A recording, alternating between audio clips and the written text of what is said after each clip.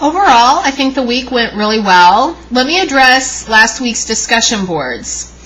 The majority of the class did really well, and Jared and I both think that as the semester continues, you will continue to grow in your discussions and your dialogues with one another. Some things that we want to point out. Number one, make sure you are distributing your discussions throughout the entire week.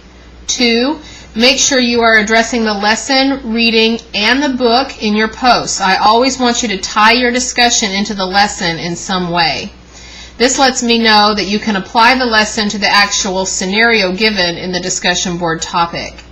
And third, some students just touched on this subject. Make sure you're elaborating on it, both in your initial posting and your follow-up postings. It's not enough to say you agree with somebody without providing any explanation with why you are agreeing or disagreeing with them.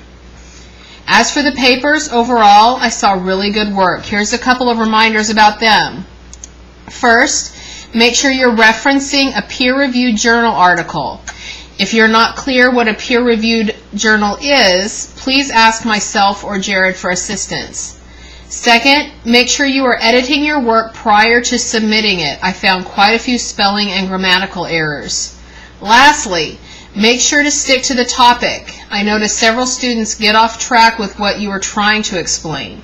Again, if you need any assistance with anything, please feel free to send me an email. For this week's lesson, we'll be looking at the earliest forms of punishment and our historical use of penitentiaries.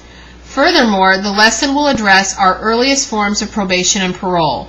It's interesting to examine where we've been in corrections to see where we will be in the future.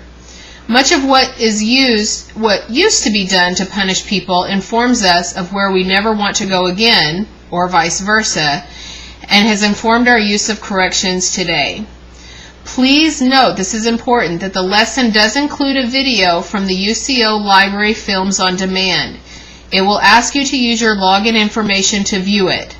When watching the film, pay special attention to the Pennsylvania and Auburn systems of the penitentiary and how technology is used routinely in our prison system today.